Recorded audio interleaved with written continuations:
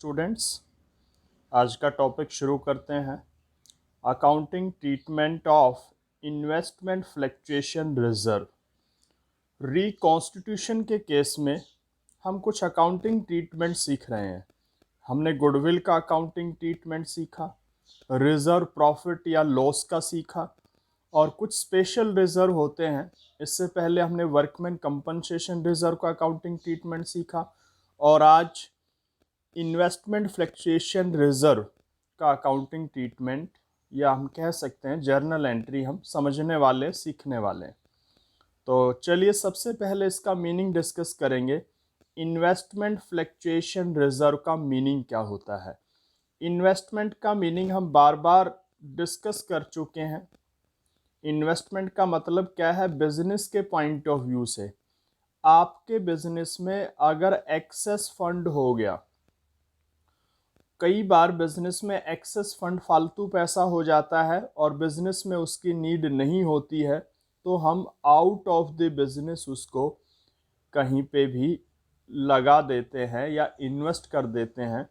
उसी के लिए इन्वेस्टमेंट वर्ड यूज होगा। जर्नल वे में तो इन्वेस्टमेंट का मतलब कहीं पे भी पैसा लगाना है, लेकिन बिजनेस के पॉइंट ऑफ व्यू से, अकाउंटिंग पॉइंट ऑफ व्यू से, जो पैसा बिजनेस का बाहर हमने कहीं इंट्रोड्यूस किया है, वो शॉर्ट पीरियड के लिए भी हो सकता है, लॉन्ग पीरियड के लिए भी, उसके लिए हम इन्वेस्टमेंट वर्ड यूज करेंगे। और मोस्टली ये सिक्योरिटीज में किया जाता है, जैसा कि आजकल हम देखते हैं शेयर्स, डिबेंचर्स और बॉन्ड्स का जो इन्वेस्टमेंट ट्रेड है वो ज़्यादा चल रहा है।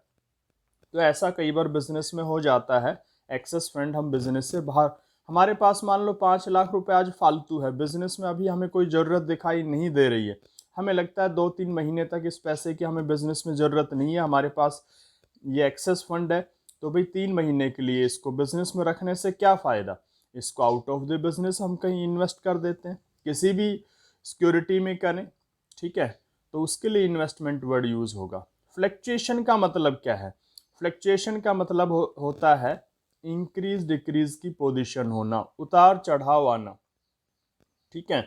और रिजर्व का मतलब बार बार हमने डिस्कस किया है, +1 से डिस्कस किया है, प्रॉफिट का जो पार्ट हम फ्यूचर के लिए रखते हैं किसी भी पर्पस के लिए, उसको हम रिजर्व कहते हैं।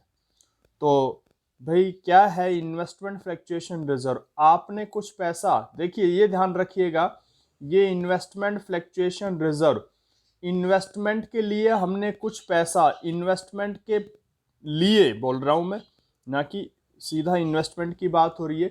इन्वेस्टमेंट के लिए हमने कुछ पैसा प्रॉफिट में से रखा है। क्यों रखा है वो हम डिस्कस करने वाले हैं। इन्वेस्टमेंट में जो फ्लक्चुएशन होगा, हमने जो बाहर पैसा इन्वेस्ट किया है, बताया आजकल सिक्योरिटीज में ही इन्वेस्ट होता है मोस्टली, आपने किसी दूसरी कंपनी के शेयर में पैसा लगा दिया, डिबेंचर्स में लगा दिया, और स्टॉक एक्सचेंज में हम देखते हैं कि इनकी वैल्यू में इंक्रीज डिक्रीज चलता रहता है। आज आपने किसी कंपनी के शेयर में पैसा लगाया है, हो सकता है आज उसकी जो वैल्यू है, जब आप वो पैसा निकालो अपना 2-4-6 महीने बाद, तो उस शेयर की वैल्यू इंक्रीज भी हो सकती है, डिक्रीज भी हो सकती है। इसी को हम फ्लक्चुएशन कहते हैं। तो भी आपने जो पैसा इन्वेस्ट कर दिया, जब आप वो पैसा वापस कभी बिजनेस में लेकर आओगे, तो उस सिक्योरिटी की वैल्यू इंक्रीज हो जाए तब तक बहुत अच्छी बात है, क्योंकि हम इन्वेस्टमेंट किस लिए करते हैं?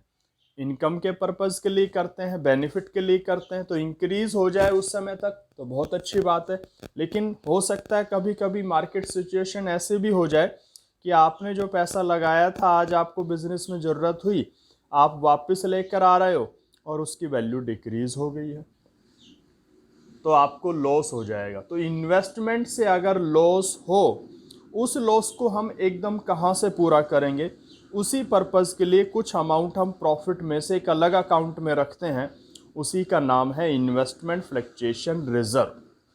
स्टूडेंट्स, ये इसका मीनिंग है जो अभी हमने डिस्कस किया। इन्वेस्टमेंट फ्लक्चुएशन रिजर्व होता क्या है? इन्वेस्टमेंट से होने वाले लॉस को पूरा करने के लिए हम प्रॉफिट का कुछ पार्ट अलग से एक अकाउंट में रखते हैं, और उसी का नाम दे दिया जाता है इन्वेस्टमेंट फ्लक्चुएशन रिजर्व। चलिए अब अपने अकाउंटिंग ट्रीटमेंट पे आते हैं। रिकॉन्स्टिट्यूशन के केस में, यानी कि जब पार्टनर्स का प्रॉफिट शेयरिंग रेशियो चेंज हो जाएगा तो आप इन्वेस्टमेंट फ्लक्चुएशन रिजर्व का अकाउंटिंग ट्रीटमेंट कैसे करोगे। अगर रिकॉन्स्टिट्यूशन हुआ है और उनकी बुक में इन्वेस्टमेंट फ्लक्चुएशन रिजर्व का अमाउंट गिवन है तो आपको एंट्री कैसे करनी है। एक चीज़ और हमें याद रखनी है कि इन्वेस्टमेंट फ्लक्चुएशन रिजर्व तभी मिलेगा किसी भी बिजनेस में जब उसके पास इन्वेस्टमेंट होगी। यानी कि इन्वेस्टमेंट फ्लक्चुएशन रिजर्व आपको बैलेंस शीट के लायबिलिटी में लिखा मिलेगा और एसेट्स में इन्वेस्टमेंट भी होंगी जरूर जरूर। तो आप उसका अकाउंटिंग ट्रीटमेंट कैसे करोगे। 2-3 केस हैं, ये हमें अच्छे से समझने हैं। फर्स्ट केस पे हम डिस्कस कर रहे हैं। फर्स्ट केस लेते हैं भाई। If market value of investment is more than it's book value, अगर मार्केट वैल्यू इन्वेस्टमेंट की उसकी बुक वैल्यू से ज़्यादा हो। बुक वैल्यू जो बैलेंस शीट हमें बताती है ना, वो बुक वैल्यू होती है।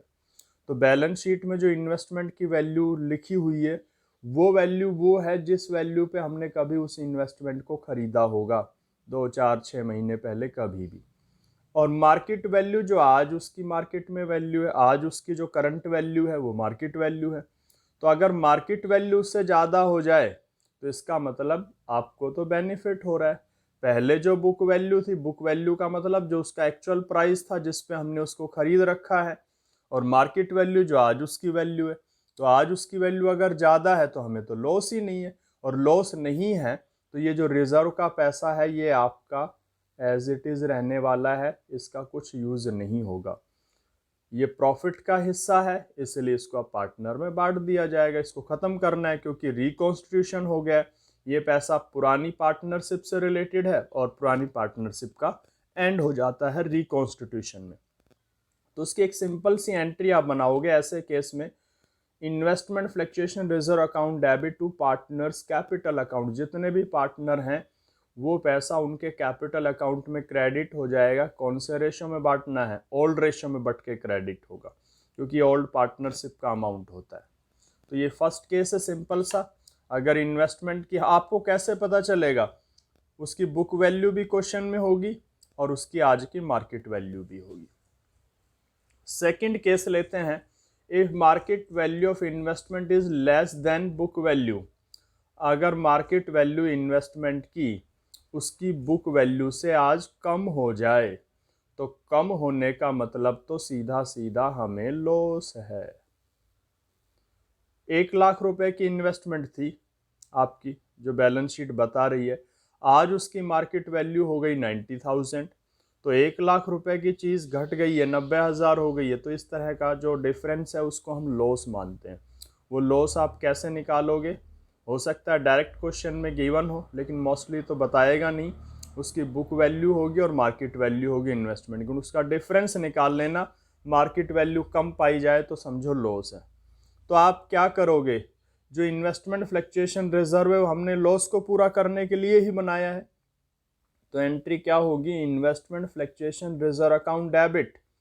जो भी रिजर्व का अमाउंट उसमें से पहले इन्वेस्टमेंट के नाम से वो लॉस क्रेडिट कर दो, क्योंकि लॉस हमें पूरा करना है और वो लॉस इन्वेस्टमेंट का है, टू इन्वेस्टमेंट अकाउंट। और फिर जो अमाउंट रिमेनिंग बचेगा लॉस को पूरा करने के बाद वो पार्टनर्स के कैपिटल अकाउंट में क्रेडिट हो जाएगा ओल्ड रेशियो में एज इट इज। तो लॉस ना हो तो पूरा क्रेडिट कर दो, लॉस हो तो पहले लॉस उसमें से एडजस्ट करो यानी कि क्रेडिट करो और बाकी पार्टनर्स में डिवाइड कर दो, उनके अकाउंट में क्रेडिट कर दो। ये सेकंड केस था। जैसे एक छोटा सा एग्जांपल भी ले लेते हैं, रिजर्व आपका 50 था भाई, तो रिजर्व अकाउंट डेबिट 50,000, इन्वेस्टमेंट से लॉस हुआ 10,000, पहले लॉस क्रेडिट करो, फिर 40 बचेगा वो पार्टनर्स में क्रेडिट हो जाएगा, जितने भी पार्टनर होंगे ओल्ड रेशियो में। लास्ट केस लेते हैं, if loss on investment is more than investment fluctuation reserve. अगर उल्टा हो जाए, जो आपने रिजर्व बनाया था इन्वेस्टमेंट की वैल्यू इतनी कम हो जाए आज मार्केट में कि आपका वो लॉस उस रिजर्व से भी ज़्यादा हो जाए। रिजर्व हमने 50,000 बनाया था अभी और इन्वेस्टमेंट का लॉस हो गया हमें 70,000, रिजर्व से भी ज़्यादा हो गया। तो वहाँ पे तो पार्टनर्स के लिए रिजर्व में से पैसा बचने से रहा, क्योंकि रिजर्व पहले ही कम पड़ रहा है। तो उस केस में एंट्री क्या करोगे, investment fluctuation reserve account debit, जो भी रिजर्व अमाउंट है और जितने का एक्सेस लॉस हुआ है, लॉस हमेशा डेबिट होगा, उसको हम डेबिट कर देंगे रिवैल्यूएशन के नाम से, और इन्वेस्टमेंट को हम कर देंगे क्रेडिट, जो भी टोटल इन्वेस्टमेंट का हमें लॉस होगा। तो investment fluctuation reserve account debit, जो एक्सेस अमाउंट है, जो एक्चुअल में हमें लॉस हो रहा है, वो रिवैल्यूएशन के नाम डेबिट होगा, और टोटल जो इन्वेस्टमेंट का लॉस है वो इन्वेस्टमेंट के नाम। तो यहाँ पे पार्टनर्स के लिए कोई अमाउंट रिजर्व का नहीं बचेगा ऐसे केस में। तो स्टूडेंट्स, ये हमने डिस्कस किया है इन्वेस्टमेंट फ्लक्चुएशन रिजर्व को, उसका मीनिंग हमने डिस्कस किया, उसके अकाउंटिंग ट्रीटमेंट को हमने डिस्कस किया, जो भी केसेस इसके बनते हैं इसके क्वेश्चंस हम कर लेंगे।